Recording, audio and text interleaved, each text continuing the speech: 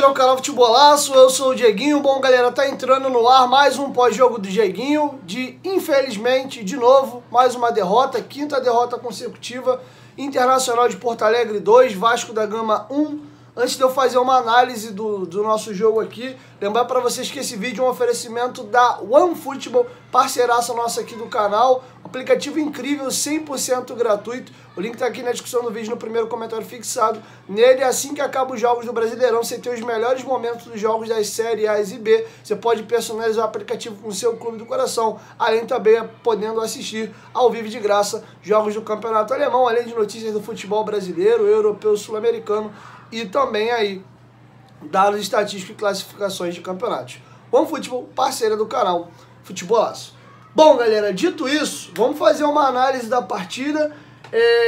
Tem bastante coisa positiva para comentar, mas o principal de tudo é resultado, cara. Não adianta você ver evolução, você ver coisa positiva, se o resultado não ajuda. E, infelizmente, algumas coisas que eu vi de mudança e que me agradou, vai tudo por água abaixo, porque no final das contas o que vale é o ponto, né? E o jogo foi 2-1, 3 pontos pro Inter, 0 pro Vasco.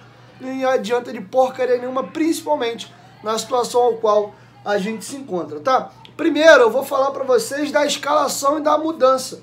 Quando saiu a escalação, eu imaginei que o Barbieri ia voltar pro 4-3-3, colocando na frente da área ali o Zé Gabriel e o Matheus Carvalho, com o Jair de ponta de lança, com o Marlon e Alex Teixeira na ponta e o Ryan de centroavante. Quando a bola rola, vi que não tinha nada a ver com isso. Ele manteve o 3-4-3, que foi a formação que ele adotou contra o Flamengo. Zagueiro central aqui, ó, jogando por dentro, Zé Gabriel. Aqui pela esquerda, o Léo. Pela direita, o Capasso. 2 volantes aqui por dentro. Me chamou a atenção que o canhoto, que é o Matheus Carvalho, joga pelo lado direito, e o Jair, que era o destro, jogava pelo lado esquerdo. Os laterais espetados para dar amplitude, o Piton aqui na esquerda, o Puma na direita e o Piton aqui na esquerda. E aí na frente, né, o Marlon jogando aqui pelo lado direito, o Ryan pelo lado esquerdo e o Alex Teixeira sendo essa referência. O Marlon baixava muitas das vezes, vinha buscar essa bola aqui no meio e dava aqui o fundo para o Piton e vice-versa. O Ryan, né, tem característica de vir muito por dentro, também dava esse espaço para o Puma aqui passar. Essas foram as mudanças que eu observei no time com relação a jogadores, enfim. Ele manteve o esquema, né, e fez algumas mexidas. Sobre o jogo, infelizmente, de novo, o Vasco perdeu o jogo em 15 minutos hoje contra o Flamengo em 16. Se você deleta os 15 minutos iniciais de partida e vive só o restante inteiro do jogo, a gente estaria aqui rindo de orelha a orelha, falando de uma vitória do Vasco, numa partida boa do Vasco. O Vasco, desculpa o termo, cagou o pau com 15 minutos. E aí, cara, me chama muito a atenção, porque o clube na pressão que se encontra, o Léo tomando a frente dos torcedores ali, naquela conversa com as organizadas dentro do CT, dê um voto de confiança, esse grupo vai mostrar que vai reagir lá no Beira-Rio, confia no Barbieri, ele chega cedo, ele vai embora longe, e vocês pedem toda essa confiança para tomar um gol com 2 minutos, Léo. E um gol idiota. É batido um escanteio, o Pedro Henrique faz o facão, os 5 jogadores do Vasco ficam plantados igual bonecos de totó, só olhando a bola passar, e o Rômulo entra sozinho. Bola baixa, quicando, a minha altura. O cara dá uma cutucada na bochecha da rede, 1-0. Bizonho. E aí não adianta você treinar a semana inteira, dar rabo de arraia, carrinho. O Vasco tá com o psicológico fragilizado. Um time que vem de derrotas consecutivas, essa pressão toda, toma um gol com 2 minutos, você fica atônito. E aí o Vasco faz, com a exceção de uma bela jogada,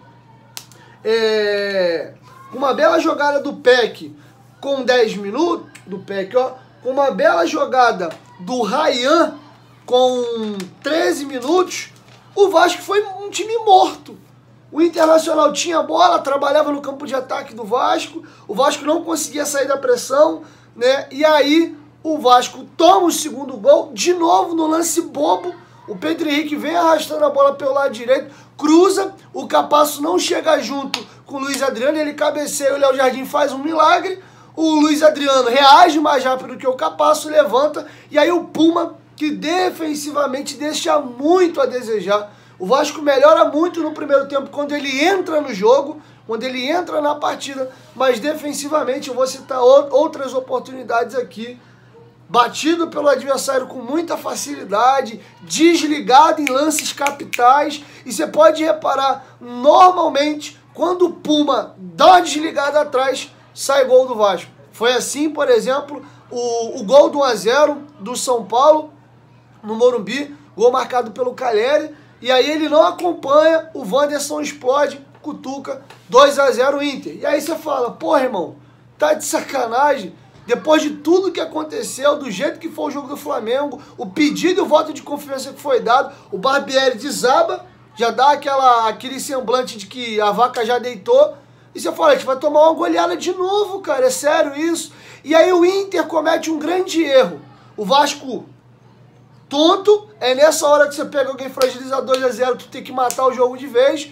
O Inter, né, faz o quê? 2-0, porra, tô confortável, vou baixar a linha. E aí o Inter dá tempo do Vasco, tinha muito jogo para acontecer, do Vasco se recuperar das duas pancadas que ele tomou na cabeça. O Inter, em vez de matar, ele deixou o grog e deixou tu acordar para vir pro embate de novo. O Vasco passa alguns minutos ali tentando se achar, dificuldade, o Inter congestiona no meio de campo, o Vasco até troca passes, mas muito entre os zagueiros e os laterais, sem conseguir chegar muito à frente. Porém, mais ou menos a partir dos 20 alguma coisa, o Vasco entra no jogo. Começa a conseguir conectar bem os passes, e o Vasco hoje, depois de 10 rodadas, me corrijam aí se vocês lembram de um outro jogo nessas 10 rodadas, o Vasco hoje foi um time que trabalhou a bola. Não foi aquele time de mete bola na área, mete bola na área, mete bola na área no desespero pro Pedro Raul pra alguém tentar cabecear. Hoje me surpreendeu isso. Essa evolução eu consegui ver. O Vasco hoje era um time que conseguia botar a bola no chão, depois de tomar 2-0 do Inter, e fez muito isso também no segundo tempo, né? A bola saía ali com o Zé Gabriel, Léo, Capasso, conectava no Puma, vinha ali por dentro com o Matheus Carvalho e o Jair. Daqui eu vou dar o meu primeiro parênteses. E eu, pelo menos o Diego, conforme eu vou trabalhando e o tempo vai passando, eu procuro aprender com os meus erros, e aquilo que eu estou fazendo, que eu enxergo que é certo, eu dou continuidade. Um aprendizado que eu quero ter comigo para minha carreira, depois da contratação do Matheus Carvalho, ou Cocão, como ficou muito conhecido com a torcida do Vasco, eu prometo a vocês que por mais que eu não goste da contratação, eu posso até falar assim, ó, eu não traria, mas eu não vou omitir opinião até ele chegar e jogar. O Matheus Carvalho é uma grata surpresa. E aí eu volto no que eu falei lá na coletiva e lá no CT. É um absurdo quem gere carreira de atleta, conhecendo como funcionam as coisas no Brasil, você deixar alguém colocar um apelido no seu atleta, principalmente se for um apelido pejorativo. Zico, Pelé, Dinamite, são apelidos que te dão ou nomes carinhosos ou, né, elogios. Dinamite, né, coisa com força, velocidade, explosão, por causa dos chutes dele. Legal você ter um apelido assim, Bolt, né, um Flash, você tá jogando pra cima. Agora quando o cara tem apelido de animal, apelido de uma fruta, né, que é o coco aí, no caso do Matheus, Rato, que é um baita do jogador, o Wellington Rato, vinha voando no Atlético Goianiense, mas um time grande vai contratar o Wellington Rato, já vira meme, porra, tá de sacanagem, vai contratar o Ratatá lá do Atlético Goianiense. É assim, cara, a cultura nossa é essa. E a torcida gritou demais quando saiu o nome do Matheus Carvalho, que à época era Matheus Cocão, de cara já pelo apelido. Aí vem um apelido, clube pequeno, jogador de várzea, pouco tempo de profissional, perdeu espaço num time que hoje joga a segunda divisão, segunda, terceira divisão, já nem lembro, acho que é a terceira divisão. Então você já fala, não serve. E o Matheus entrou contra o Fortaleza, um jogo normal, nem fedeu e nem cheirou, passou batido. Contra o Flamengo fez um baita de um jogo e hoje confirmou. Me surpreendeu demais o jogo do Matheus. Tem um excelente passe, cabeça em pé, confiança, ele não se afoba com a bola no pé. Você vê que aquele cara que pega a bola fica nervoso, morrendo de medo de perder, aí joga fácil para trás, para o lado. Tem bola longa, coisa que o Jair também tem, inverte algumas bolas interessantes. Ele achou um passe lindo contra o Flamengo, hoje virou algumas bolas interessantes. Tem uma que ele vira no peito do Piton lá do outro lado. De novo um bom jogo, teve uma até que ele tentou no segundo tempo que ele errou, mas jogou de volante na frente da zaga. No segundo tempo, quando o Barbieri mexe no time, coloca o Robson e tira o Zé Gabriel. Ele foi jogar na linha de 3 de zagueiro, foi bem, ora saindo pela direita, ora vindo fazer esse homem por dentro, roubando bola. Gostei muito, cara. Moleque tranquilo, 21 anos de idade, que não vou dizer que é um craque, que, meu Deus, achamos um jogador extraordinário, vai resolver todos os problemas, não. Mas tem condição de estar no elenco do Vasco. É melhor que o Galarza. Dá pra dizer que o Matheus Carvalho é melhor do que o Galarza. Canhoto, ambos. O Matheus, um jogador de mais estatura, já o vi presencialmente. É um jogador que precisa ser feito um trabalho de massa muscular, ter um corpo um pouco mais atlético, ganhar mais estrutura, principalmente por ele ser volante, tem muito choque. Mas, cara, qualidade, bom jogador. Gostei muito. Moleque com vontade, mostra que quer vencer na vida. Não poderia passar o pós-jogo de hoje sem falar do Matheus, cara. Confesso que, assim, me surpreendeu muito e hoje é titular, tá? Independente da formação que a gente vai usar, no meu time hoje, com as peças que a gente tem, uma vaga no meio-campo ele tem. Uma vaga no meio-campo ele tem. E aí, seguindo aqui para voltar para falar do jogo, o Ryan foi disparado o melhor jogador do Vasco no jogo. Não foi só no primeiro tempo. No jogo. E o Barbieri erra feio ao tirar ele no segundo tempo, na minha opinião. Mas vamos voltar para o primeiro tempo. O Ryan pega uma bola na direita, com 13 minutos, dribla 1, 2, traz e dá uma pancada, né, leva algum perigo ali, a bola vai no gol, o goleiro John encaixa e faz a defesa.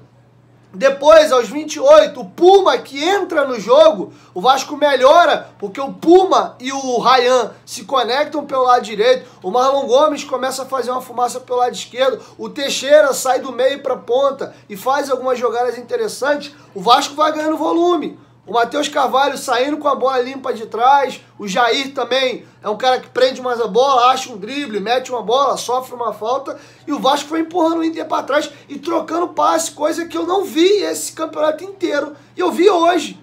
E aí o Vasco faz um belo gol, o Capasso recebe uma bola, abre no Puma, o Puma vai no fundo, dá para trás, não sei se o Ryan vai na bola e vê que não dá para chegar, a bola passa por ele, ou se ele faz um corta-luz. A bola vem no Alex, o Alex domina e faz o pivô, rola, e aí o Ryan, matador, o moleque faz gol pra caramba na base, vem dando uma pedrada de chapa com força, tira do John e faz o gol, 2-1. Falei, opa, a Inês ainda não é morta, não confio nada no time do Vasco, mas temos jogo, 29 minutos, 2-1, o Inter vem com o emocional também meio bagunçado, é um time que vem mal, né, tá na iminência aí de sair fora ou não, né? Tá apertado na Libertadores, caiu fora pro América Mineiro na Copa do Brasil após reverter um placar, fazer 3-0, tomar um gol no final e sair nos pênaltis. Tava perigando ali com zona de rebaixamento hoje, se não vence. Então, pô, de repente vão sentir. E o Vasco, cara, bem. Zé Gabriel, um chute de fora da área com 34, escanteio. O Puma, acho que bate escanteio, o Capasso cabeceia, quase mete na gaveta, empata o jogo. Aos 43...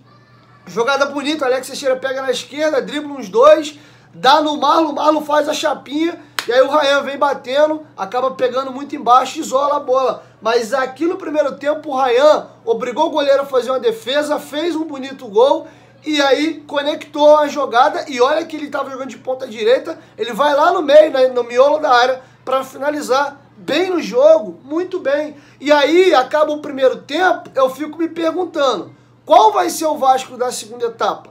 Vai voltar aquele time modorrento, sonolento no início do jogo? E aí vai tomar um gol 3-1 e acaba o jogo? Ou vai ser o Vasco dos 20 e poucos minutos até o final? Foi injusto, pelo todo, a derrota do Vasco na primeira etapa. Mas futebol é efetividade. Não tem justiça no futebol. Futebol não é meritocracia. Futebol é competência. Se eu criei uma oportunidade e fiz o gol, tu criou 30 e não fez, o problema é seu. Eu fui eficiente e mereci o placar. Então não dá para contar com isso no futebol, né? E foi isso que aconteceu. O Inter teve 3 oportunidades no primeiro tempo. O primeiro gol, o segundo gol e um chute de fora da área do Alan Patrick. Só. E acabou o jogo, 2-1 para o Internacional. Volta ao segundo tempo, o Vasco sem alterações. E o Inter começa o segundo tempo tentando propor o jogo. E o Inter fez um segundo tempo melhor do que a primeira etapa. O Inter conseguiu, enfim, botar a bola no chão e trabalhar. O Vasco já mais ligado.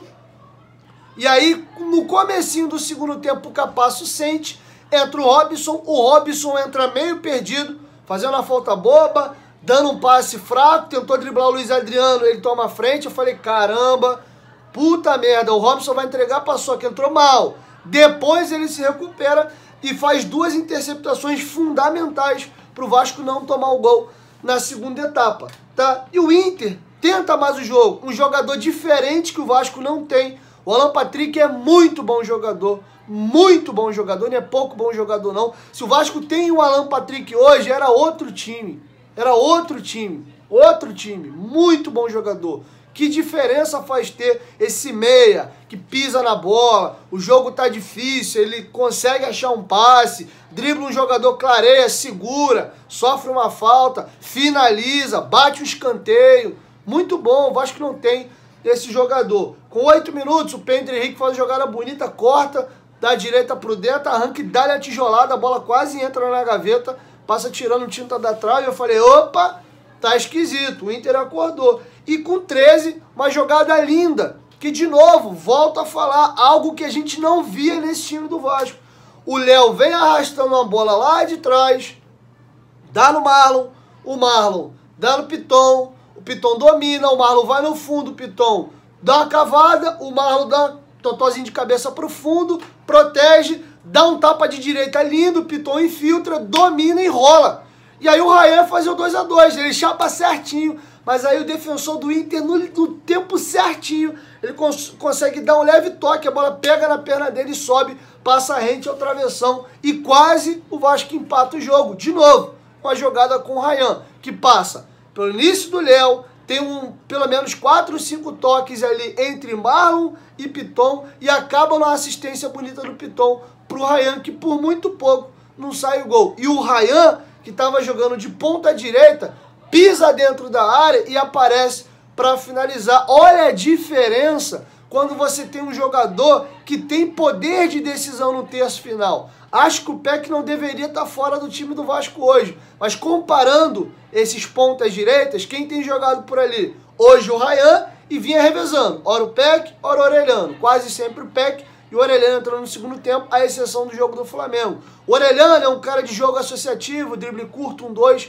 o Peck é de facão, velocidade, tapa. O Rayan é mais centroavante até do que ponta, ele joga nas duas, mas a parada dele é o gol, é mais dentro da área. Mas como ele é um jogador que tem característica de olhar para o gol, finalizar e buscar sempre o gol, quando ele não vem driblando da ponta por dentro para dar uma pancada, ele ataca o meio da área para aparecer para finalizar. E aí você vê o Rayan no primeiro tempo finalizando uma jogada do outro lado, com a jogada entre o Alex Teixeira e o Marlon, ele vai lá do outro lado e finaliza, e depois no segundo tempo de novo, ele de ponta direita vem finalizar aqui entre o lado esquerdo, o meio e a esquerda, ele finaliza a jogada bonita ali entre o Marlon Gomes, o Léo e também o Piton. É diferente. E aí me preocupa porque o Rayan só tem 16 anos, fez um baita jogo.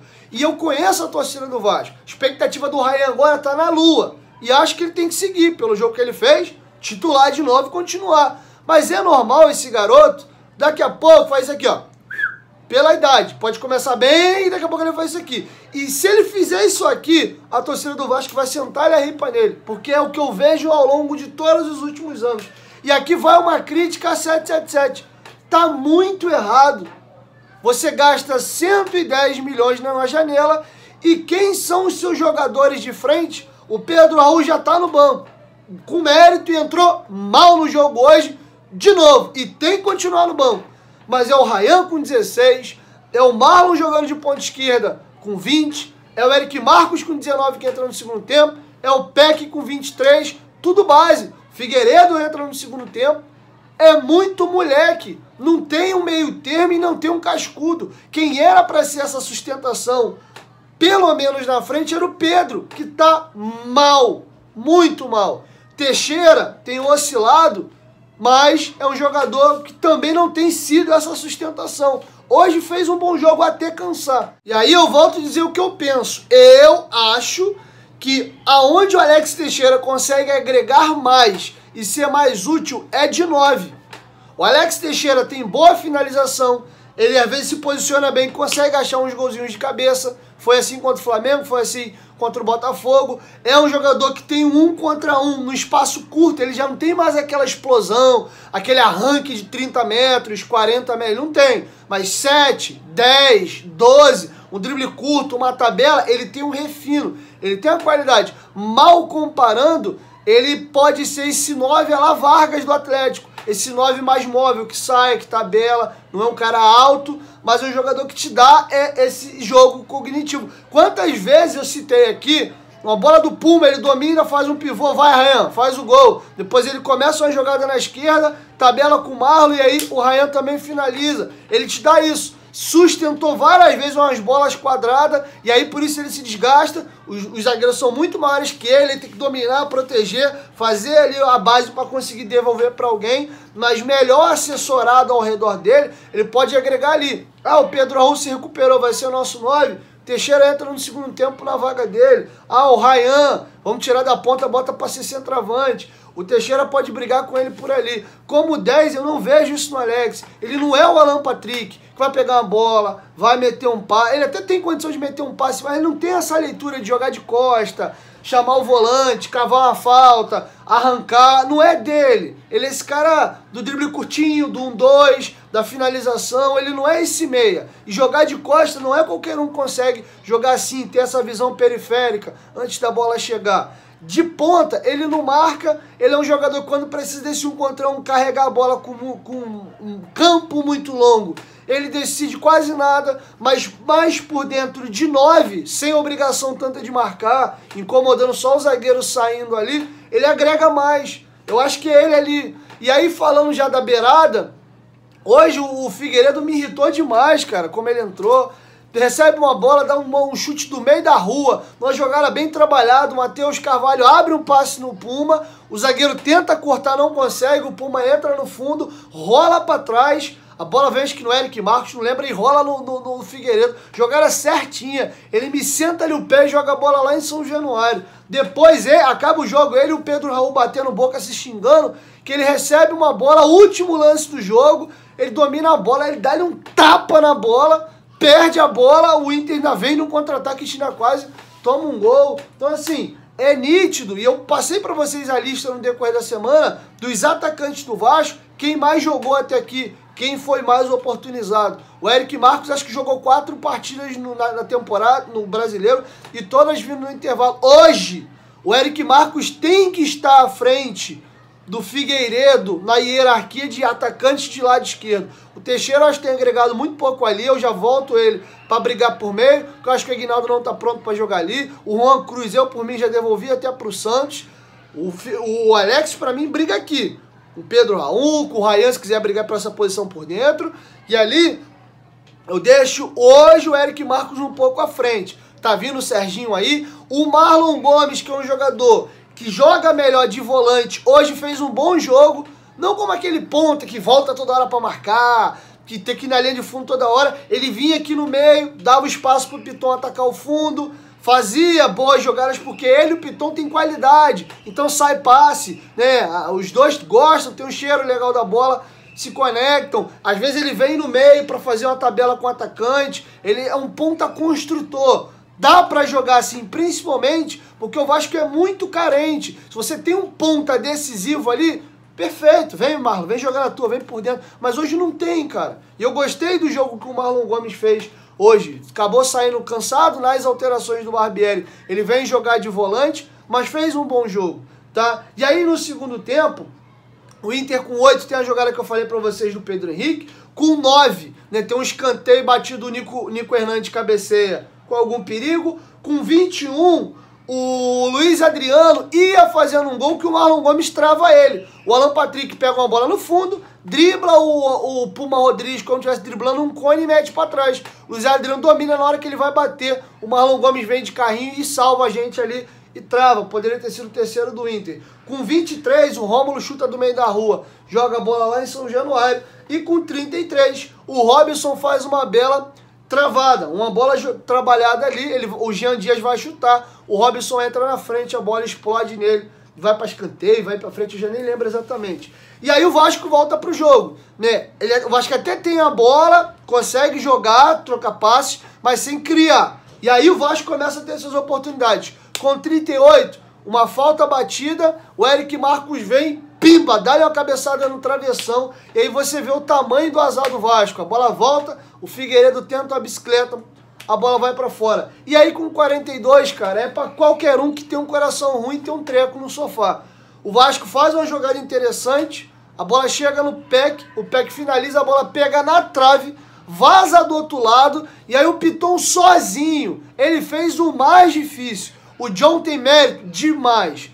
Explosão, acreditou no lance, reagiu rápido, teve a iniciativa, mas o Piton ele fez a única coisa que ele não podia fazer, ele podia estar no alto. O certo era ele bater no canto dele, ele tá com o canto todo aberto, ele simplesmente devolve a bola de onde ele veio, ele chuta a bola no meio do gol, pouca coisa do lado de onde estava o John, que teve uma explosão absurda, mas a bola vai quase que vai do lado dele, né? Ele tá aqui, ele abre o braço, ele pega a bola aqui.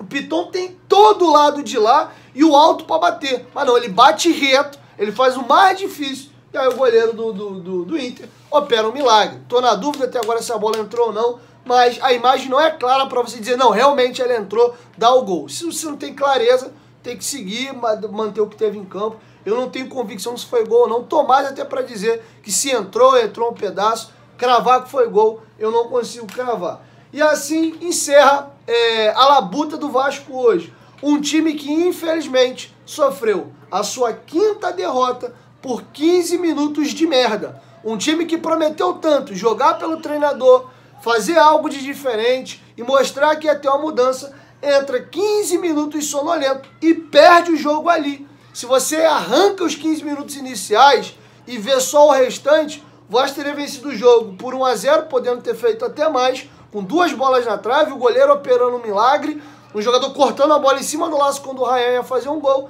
mas por incompetência, displicência e emocional frágil, que é culpa do jogador e dos treinadores, o Vasco acaba amargurando mais uma derrota. Sobre o Barbieri, eu acho que ele até tentou, fez coisas diferentes, oportunizou um garoto novo, 16 anos, botando o Pedro Raul no banco, botando ele de ponta.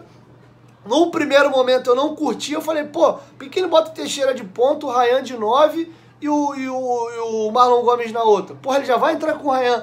O Ryan joga ali de ponta, mas ele joga mais de 9 do que de ponta.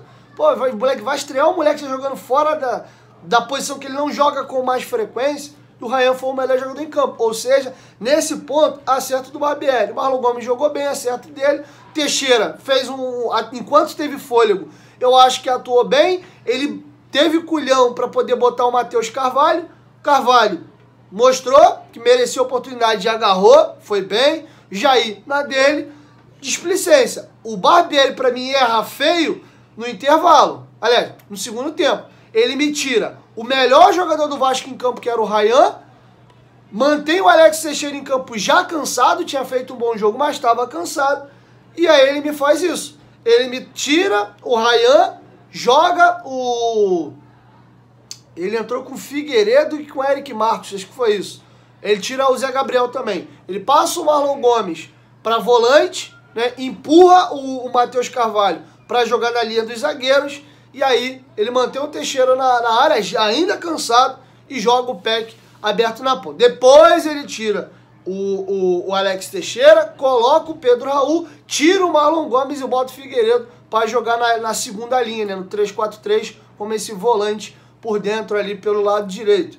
Acho que ele errou muito feio ali, e se o Ryan continua em campo com esse volume que o Vasco teve, um jogador que tem estatura, quem sabe o Vasco não poderia até ter tido sorte melhor. O Vasco hoje, apesar da derrota, eu vi evolução. Sendo que, no estágio que o Vasco se encontra, que é o vice-lanterna, com saldo de gols agora que explodiu em 8 ou 9, desculpa, acho que 9. E você tem agora obrigação de ganhar os 2 jogos em São Januário. E é diferente você tá tranquilo no campeonato e receber o Goiás e o Cuiabá em casa, que você tem que ganhar, mas sim tá com toda a faca no pescoço para ganhar de qualquer jeito, do que você pegar os mesmos adversários, tendo que ganhar desesperadamente 2 confrontos diretos, senão a vaca vai deitar e vai atrapalhar e muito a janela do meio do ano. Então, cara, os 2 próximos jogos do Vasco vai ser aí um pandemônio. Sobre Barbieri, eu acredito que depois de um 4-1, tomando 4-0 no primeiro tempo num clássico, ele não foi mandado embora. Com a atuação de hoje, mesmo com mais uma derrota, ele não vai ser mandado embora. Seria pro Diego uma grande surpresa. Não imagino o Barbieri demitido, principalmente pelo que o time jogou hoje. Mas tem evolução que hoje sim, eu via muitas vezes o Barbieri falando que não evoluía porcaria nenhuma. O time regredia. Hoje não. Hoje eu vi evolução. Mas não adianta nada você fazer um bom jogo e no final sair zerado de ponto. Então é isso, galera. Assim eu encerro aí o pós-jogo do Dieguinho. Essa é a minha análise de Internacional 2, Vasco da Gama 1. E amanhã a gente tenta voltar à nossa programação normal. Amanhã é dia dos namorados. Tem 11 dias aí sem jogo do Vasco. Amanhã é um dia também importante, que é estar com a família, curtir minha esposa. Então não sei se eu vou conseguir entregar os 3 vídeos para vocês. Mas pelo menos 2 aí a gente se vira, beleza? 1, 2, 3, futebolaço. Tamo junto, família. Qualquer momento de que volta, nós estamos juntos. Valeu, fui!